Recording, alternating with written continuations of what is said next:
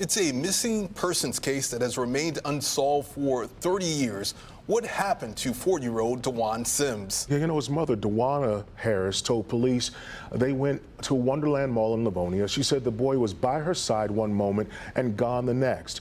Well, Pamela Osborne talked to investigators and went through our archives to take a look back at that cold case. Welcome back to another episode of the Unforgotten Project. This is where we cover all missing children cases and try to bring their cases to light, to try to get their family some closure.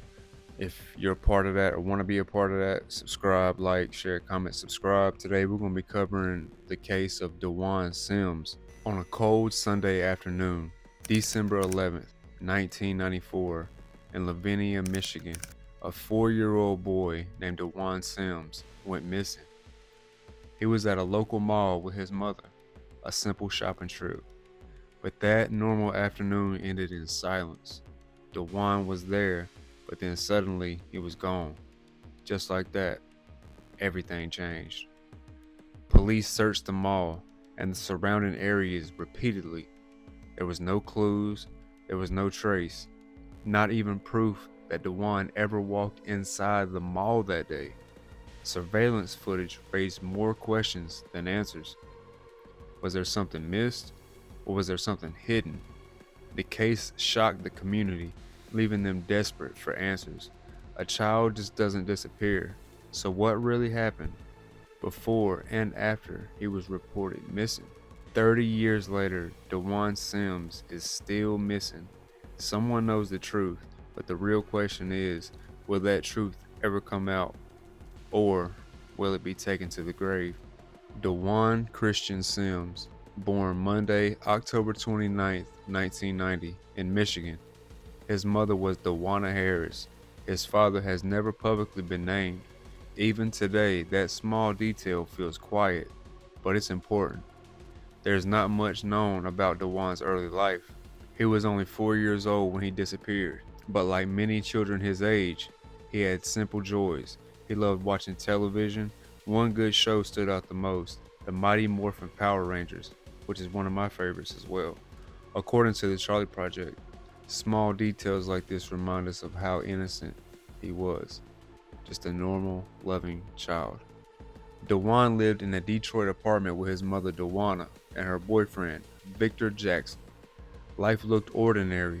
Nothing seemed out of place, or was it? When a child goes missing, even the quietest details matter. Who was he around daily? What was life like behind those closed doors? What moments are missing? This is where the story begins to take a shift, and this is where the case truly starts. To understand what happened to DeJuan, we need to look at the day before he was reported missing, Saturday, December 10th. That night, Dewana Harris, who was 25 at the time, had plans with Victor Jackson. Earlier that day, Dewana went to the hair salon, bringing her 4-year-old son, DeJuan, with her. Before they arrived, she stopped at a fast food restaurant for lunch. A normal moment, not questioned, until later. Because her plans that night, Dewana made arrangements for DeJuan to sleep over at a family friend's home. Again, it didn't raise concerns at that time. Parents do this shit every day, you know?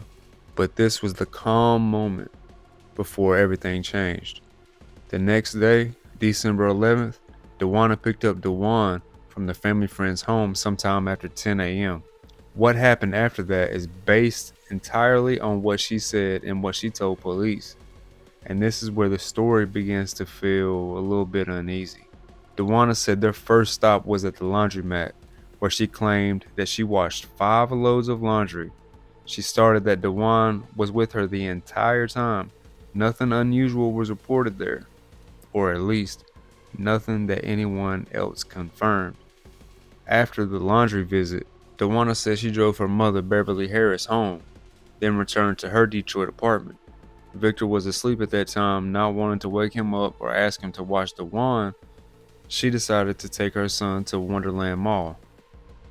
She told police she arrived at the mall around 1:45 p.m. They entered through the Target, but the store was crowded. She said that they ended up in the main mall area. While passing a toy store, DeJuan reportedly stopped and asked to look at the Power Ranger action figures, his favorite, but she said no, and they continued to walk. Near a perfume store, DeJuana claimed she suddenly realized DeJuan was no longer beside her. She had searched the mall for almost 2 hours, calling his name and checking the nearby stores. Around 4 p.m., she reported him missing to security. Security and Lavinia Police Department immediately searched the mall, including restricted areas, the storage rooms, and individual stores. Surveillance footage and the witness statements were reviewed, and that's when the case took a disturbing turn. Witnesses said they did not see DeJuana at the mall between 12 and 3 p.m. Even more troubling, those who saw her arrive at the park said she was alone. No child, no DeJuan in sight. Surveillance footage later showed something shocking. DeJuana entered the Wonderland Mall sometime around 3:30 p.m. This alone destroys her original alibi that she and DeJuan arrived at 1:45 p.m. and that she spent several hours searching for him inside the mall. It gets worse. The moment she walked into the mall after 3:30 p.m., cameras showed her going straight to a security guard to report DeJuan missing. There was no pause at a toy store, no moment where a child was asked to see a Power Ranger action figure, no 2-hour search, nothing like that story she first told police. This raises a chilling question. Was DeJuan ever at the mall with her at all? The footage strongly suggests that he wasn't. In fact, it suggests he may not only have been in the car with her that day. Police questioned DeJuana intensely. Her apartment was searched, but nothing was ever found. She was given 2 polygraph tests, and guess what? She failed both. DeJuan's father also took a polygraph. He passed. DeJuana said her failed tests were caused by stress and grief, something that can affect results. Still, doubts remained. Former Lavinia Police Department Chief Robert Stevenson later said that DeJuana appeared close to confessing, but each time she walked away before saying anything. The search for DeJuan Sims was intense and wide-ranging. Police reviewed hours of surveillance footage, searched the mall top and bottom, brought the K-9 units, and questioned witnesses repeatedly. Officers also spoke with DeJuana during the long interrogations. Still, nothing pointed to where DeJuan went. After 3 full days, the search moved beyond the mall to the apartment building where DeJuan lived and the surrounding areas. Police spoke with family members, and every account supported DeJuana. There was no record of abuse, and relatives described her as a loving mother. Hundreds of tips came in, possible sightings, phone calls, and leads, but every single one led to absolutely nowhere. The case grew so large that more than 40 investigators joined in, including Lavinia and Detroit Police, Michigan State Police, and even the FBI. Missing person flyers were shared everywhere. DeJuana and her family even offered a $5,000 reward for DeJuan's safe return. Over time, season after season, the case went cold. Police said that the contact faded, though DeJuana later denied this, saying she stayed in touch for years. In 2015, DeJuan's grandmother, Beverly Harris, spoke out, saying she believes DeJuan is still alive and that her daughter had nothing to do with his disappearance. Years have passed with no answers until a possible break appeared.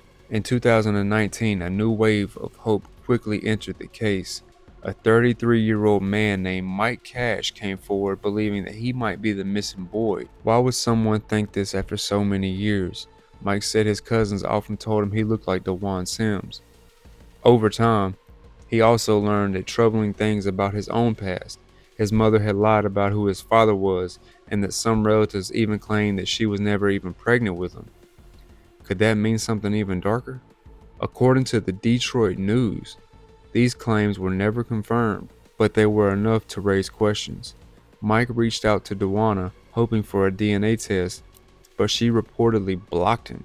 Still, Mike gave his DNA to Lavinia Police.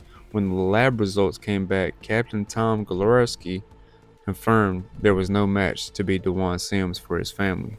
The answer closed one door, but not the case. For Mike, it may have brought personal peace, but the resemblance in old photos was striking. Anyone understood this hope. By then, Dewana had remarried and had 2 more children and was living in North Carolina. Sadly, she passed away on December 7th, 2020, never knowing the results. The details of her death was never shared. With all leads exhausted, one pressing question lingers. Where's DeJuan Sims? But one truth remained unknown. She never received the DNA results from Mike Cash. Many believe the truth died with the mother. Investigators always suspected that DeWanna either knew more than what she revealed or was somehow connected to her son's disappearance. Her death came just 4 days before the 26th anniversary of DeJuan Sims going missing in 1994, a haunting coincidence that added to the case's chilling mystery. Investigator Robert Stevenson said she was their last hope of solving the case. Each year, police quietly watched her, hoping she might lead them to a site connected to DeJuan, but nothing ever happened. When she died, the case was still open, and it still remains open to this day. We know the timeline of events mostly from DeWanna's statements, but are they true? Or are they carefully crafted lies? Her story paints a picture, but somewhere in the middle, there could be the truth still, if it's ever found. The case is still cold, and questions still remain. That's going to conclude this episode of the Unforgotten Project. Make sure you guys like, share, comment, subscribe. Let me know y'all's thoughts and comments in the comment section.